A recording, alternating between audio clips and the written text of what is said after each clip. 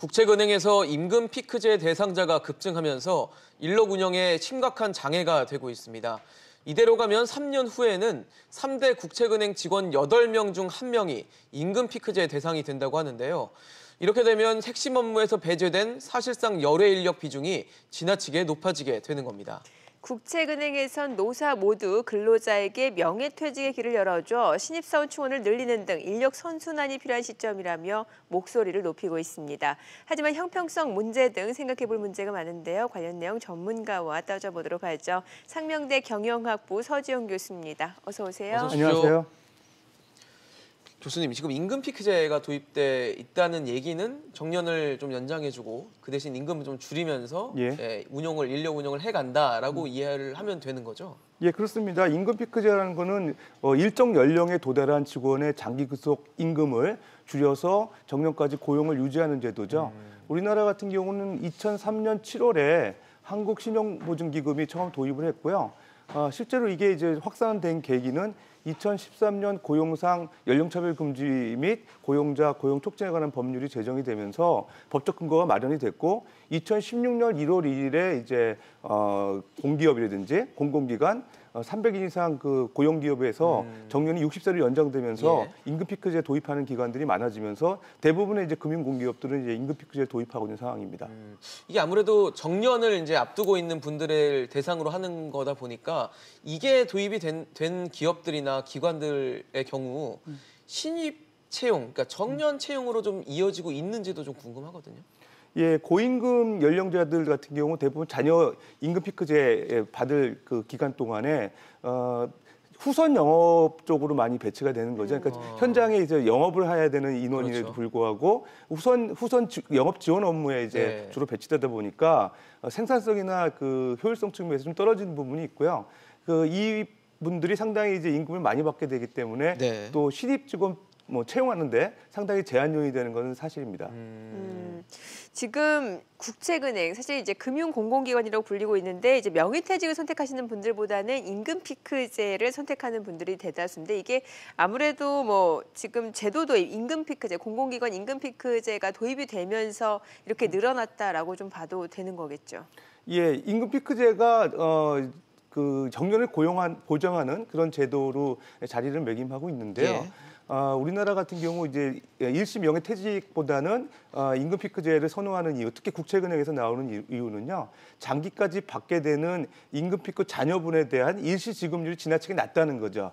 50% 이하로 이제 지급이 되고 45%까지 이제 지급되는 거로 이제 재정부 가이드라인. 그러니까 1998년도에 공공기관 명예퇴직 개선 제도가 이제 발표가 되면서 거의 기준에 보게 되면은 이제 그 경력까지 받게 되는 임금 피크 자녀분에 대한 일시 지급률이 50% 이하, 그래서 45%까지 받는 거를 이제 가이드라인을 제공하면서 어떻게 보면 남은 임금 피크 동안에 받게 되는 그 임금보다 일시 퇴직금이 더 낮기 때문에 선택하는 비율이 낮다는 거죠.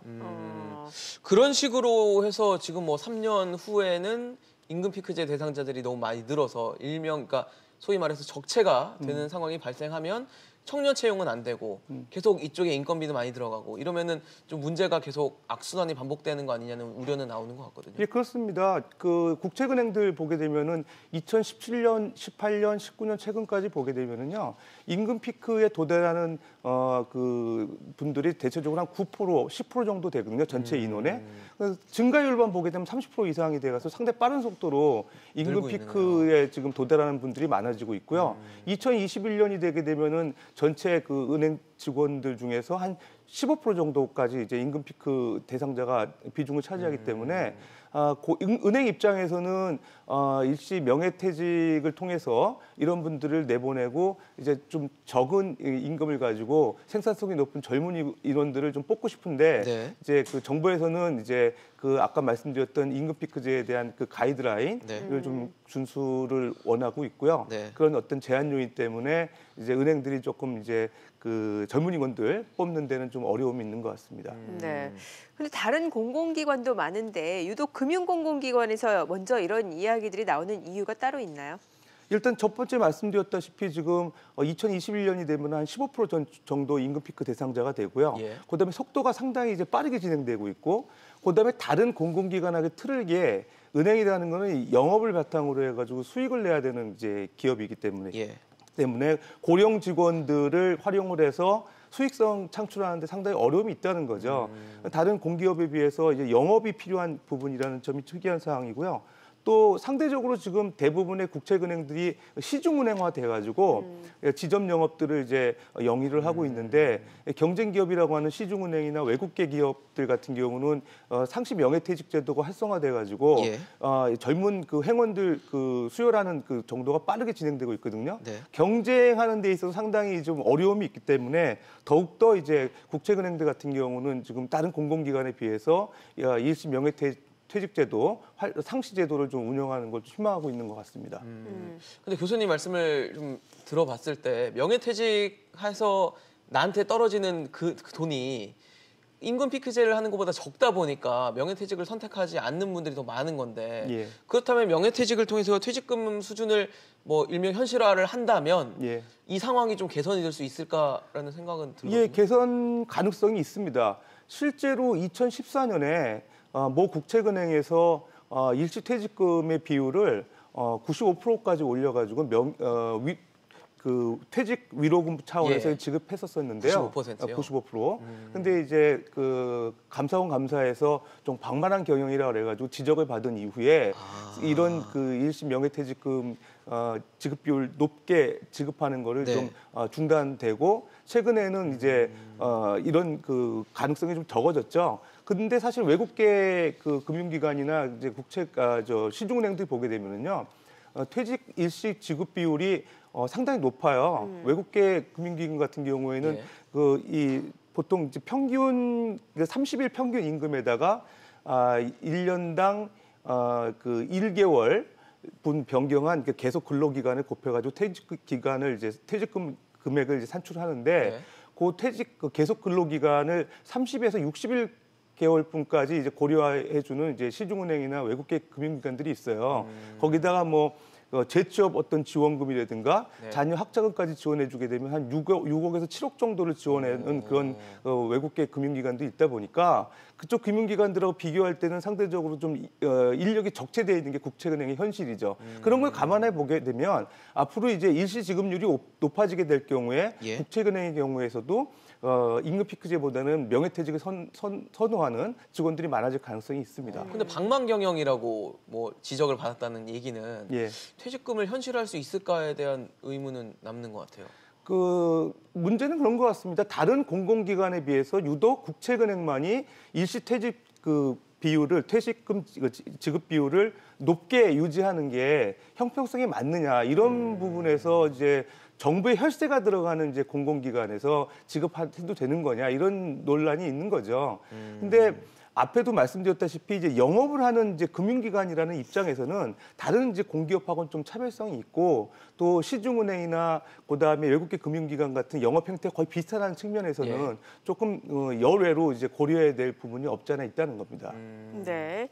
자, 이제 오는 28일입니다. 문성현 경사노위 위원장과 이제 국책은행 노조위원장, 또 기획재정부 금융위원회 관계자가 참여하는 이제 노사정 간담회에서 이제 국책은행 명예퇴직 문제가 논의될 예정이라고 하는데, 무엇보다도 뭐 사실 여타 공공기관과의 형평성 등의 문제로 연결될 수도 있을 것 같거든요. 이 부분에 대해서는 어떻게 보시나요? 예, 그 형평성 문제가 가장 그 논의가 될 것 같고요. 그러면 일시 퇴직금 그 지급 비율을 얼마까지 상향 조정해야 되느냐, 이런 이슈도 나올 겁니다. 그렇겠네요. 지금 45%인데 통상적으로는 은행 측에서는 한 80% 정도 요구하고 있는 것 같고요. 아마 절충이 되지 않을까 생각이 되는데, 그 무엇보다도 이제 은행 입장에서는 은행들의 최근 경영 현황이 많이 어려워진다는 것을 강조할 가능성이 있습니다. 최근에 은행들이 이제 그 순이자 마진이라고 하는 님이라고 하는 네. 그 지표가 계속 하락하고 있는데요. 그 지표가 특히 국책은행들 같은 경우는 외국계 금융기관에 비해 상당히 낮은 수준이거든요. 네. 수익성 이제 개선해야 되고, 그다음에 이제 인당 생산성을 높이기 위해서라도 고령의 이제 임금자들을 이제 명예퇴직으로 내보내기 위한 어떤 절박한 사항이라는 걸 강조할 가능성이 있기 때문에 일시 지급 비율을 지금 45%에서 어느 정도까지인지는 모르겠지만은 네. 올리는 그 부분이 상당히 관건이 될 것 같습니다. 45%인 상황에서 80%를 요구하는데 80%가 안 되지 않겠습니까? 아무래도 이제 중간에서 뭐 절충점을 찾을 것 같은데 같습니다. 그럼 뭐 한 60-70% 된다고 쳤을 때 60-70%면은 임금 피크제로 남는 게 더 나은 거 아니에요? 네, 그럴 가능성이 있습니다. 현실적으로 보게 되면 최소한 80% 이상이 돼야 되고요. 지난 2014년 기준으로 보더라도 이제 뭐 국채은행 같은 경우 95%까지 이제 퇴직 위로금 차원에서 지급했던 예. 걸 보면 80%도 상당히 높지는 않은 것 같습니다. 그래서 그 비율이 높아지지 않을 경우에 명예퇴직을 이제 선택해서 은행이 원하는 대로 이제 생산성이 높아지는 방향으로 가기에는 상당히 좀 어려움이 있지 않을까 생각이 됩니다. 뭐 결과적으로 혈세 낭비 논란이 또다시 이어질 수도 있는 상황이겠군요. 예, 그렇습니다. 이제 그 노사정 측에서는 이제 다른 공공기관의 형평성, 그다음에 혈세를 지나치게 많이 이제 일시적으로 지급하는 것에 대한 어려움 이런 것들 강조할 가능성이 있는데. 네네. 제가 판단할 때는 이제 그 금융 공기업들의 지금 상황을 볼 때 은행이라는 입장에서 영업이 강조되고 있고요. 네네. 그다음에 뭐 인터넷 전문은행 출범하고 있고 또 시중은행, 외국계 은행하고 경쟁하는 상황에서 그렇죠. 다른 공기업하고는 좀 어떤 다른 상황이 있지 않나를 예. 좀 반영해 주는 게 좋지 않을까 생각이 됩니다. 네. 그리고 조금 다른 얘기인데 이거 좀 여쭤보고 싶어서 경사노위가 논의를 하면 과연 실효성을 가질 수 있을까에도 좀 의문을 가질 수 있을 것 같거든요. 예. 탄력근로제도 사실 지금 뭐 계속 안 되고 있는 상황이기 예, 때문에. 맞습니다. 뭐 국회에서 입법되는 과정이 있고요. 또 그 실행되기까지 상당히 기간이 걸리기 그러니까요. 때문에요. 또 논란의 소지도 있고 더군다나 이제 은행에서도 노조하고 또 경영진들이 생각하는 입장이 틀리고요.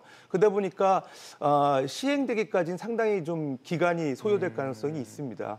그럼에도 불구하고 하나 정확한 거는 임금 피크제의 지금 일시지급 비율이 너무 낮다는 거, 네. 그거는 이제 공감을 하는 게 중요한 것 같고요. 그 공감을 통해서 그러면 어느 정도까지 올리는지, 언제 점차적으로 어느 순간까지 차츰차츰 진행이 될 건지에 대한 그 노사 합의가 지금부터 진행이 돼야 좀 빠른 시간 내에 현실화되지 않을까 생각이 됩니다.